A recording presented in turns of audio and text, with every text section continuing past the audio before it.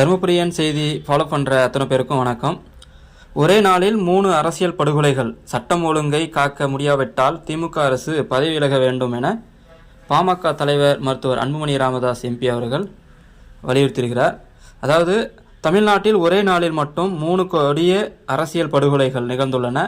கடலூர் நகர அதிமுக வட்ட செயலாளரான பத்மநாதன் ஞாயிற்றுக்கிழமை அதிகாலை திருப்பானம்பாக்கம் என்ற இடத்தில் நடந்து சென்று கொண்டிருந்த போது அவர் மீது மகிழுந்தை கார் மோதி சாய்த்து ஒரு கும்பல் சராமரியாக வெட்டி கொலை செஞ்சிருக்கிறாங்க அப்படின்னு சொல்றாரு. சிவகங்கை மாவட்டம் வேளாங்குளம் கிராமத்தைச் சேர்ந்த பாரதிய ஜனதா கட்சியின் கூட்டுறவு அணி மாவட்ட செயலாளர் செல்வகுமார் இளையாங்குடி சாலையில் செல்லும்போது மர்ம ஆட்களால் வெட்டி படுகொலை செய்யப்பட்டுள்ளார். அதேபோல கன்னியாகுமரி மாவட்டம் திருவட்டார் பேரூராட்சியின் காங்கிரஸ் உறுப்பினர் உஷாராணியின் கணவர் ஜாக்சனை இருசக்கர அதாவது டூலரில் ஒரு கும்பலை சராமரியாக வெட்டி கொண்டிருக்கிறாங்க. தமிழ்நாட்டில் சட்டம் ஒழுங்கு முழுமையாக தோல்வியடைந்து விட்டது என்பதையே இந்த படுகொலைகள் காட்டுகின்றன. படுகொலை செய்யப்பட்டவர்கள் அனைவருமே முன்விரோதம் காரணமாக தான் படுகொலை செய்யப்பட்டார்கள் என்று கூறி காவல்துறை அதன் கடமையை தட்டி கழிக்கக்கூடாது.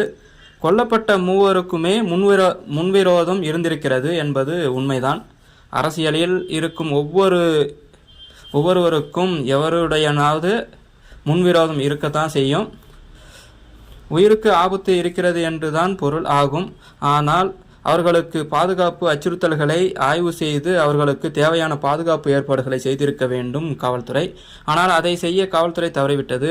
கொடூரமான அரசியல் படுகொலைகள் ஒரு புறம் இருக்க, போதை கலாச்சாரமும் அதனால் நிகழ்ந்து குற்றச்செயல்கள் தரைவிரித்து ஆடுகின்றன. சென்னை காசிமேடு பகுதியில் 17 வயது சிறுவன் கஞ்சா போதையில் கையில் கத்தியுடன் இன்னொரு சிறுவனை கொடூரமாக தாக்கும் காணொளி இணையத்தில் ரொம்ப வேகமாக பரவி வருது. தடை செய்யப்பட்ட கஞ்சா போதைப் பொருட்கள் 17 வயதான சிறுவனால் எளிதில் வாங்கும் அளவுக்கு தாராளமாக புழக்கத்தில் உள்ளது என்றால் தமிழ்நாட்டில் சட்டம் ஒழுங்கு எந்த அளவுக்கு சீர்கெட்டிருக்கிறது என்பதை உணர்ந்து கொள்ளலாம். மக்களால் தேர்ந்தெடுக்கப்பட்ட அரசின் தலையாய கடமை சட்டம் ஒழுங்கை பாதுகாப்பதுதான். ஆனால் எந்த அச்சமும் இல்லாமல் குற்றவாளிகள் நடமாடுகின்றனர். இதை தடுக்க முடியாமல் காவல்துறை திணறிக் கொண்டிருக்கிறது. தமிழ்நாட்டில் சட்டம் ஒழுங்கு சீர்குலைவதற்கு இதுதான் காரணமாகும். இனியாவது காவல்துறையை தட்டி எழுப்பி தமிழ்நாட்டில் சட்டம் ஒழுங்கை பாதுகாக்க வேண்டும் என்று ஆணையிட வேண்டும். அதை செய்ய முடியாவிட்டால் தமிழ்நாட்டில் கடந்த 2 மாதங்களில் நடந்த அரசியல் படுகொலைகளுக்கு பொறுப்பேற்று தமிழக அரசு பதவி விலக வேண்டும் என்று வலியுறுத்துகிறேன் அப்படின்னு சொல்லிட்டு பாமக தலைவர் மருத்துவர் அன்புமணி ராமதாஸ் அவர்கள் வலியுறுத்துகிறாரு. அதே போல் இப்போ சமீபத்தில் பார்த்தீங்கன்னா தருமபுரி தொப்பி வாப்பா பிரியாணி கடையில் கூட ஒரு ரவுடி கும்பல் ஹோட்டலில் அது கொண்டிருக்கிறாங்க. இந்த மாதிரி பல குற்ற செயல்கள் தொடர்ந்து நடந்து கொண்டே இருக்கிறது. இனியும் இதை தடுக்காமல் வேடிக்கை பார்க்கக்கூடாது காவல்துறை. உடனடியாக காவல்துறை நடவடிக்கை எடுத்து தமிழ்நாட்டில் அமைதியை நிலைநாட்ட வேண்டும் என்று பாமக தலைவர் மருத்துவர் அன்புமணி ராமதாஸ் தெரிவித்திருக்கிறார். அடுத்த காணொலியை சந்திப்போம். இந்த காணொலியை பிடிச்சிருந்தால் லைக் பண்ணுங்கள். அதே சப்ஸ்கிரைப் பண்ணாத இருந்தால் கண்டிப்பாக சப்ஸ்கிரைப் பண்ணுங்கள்.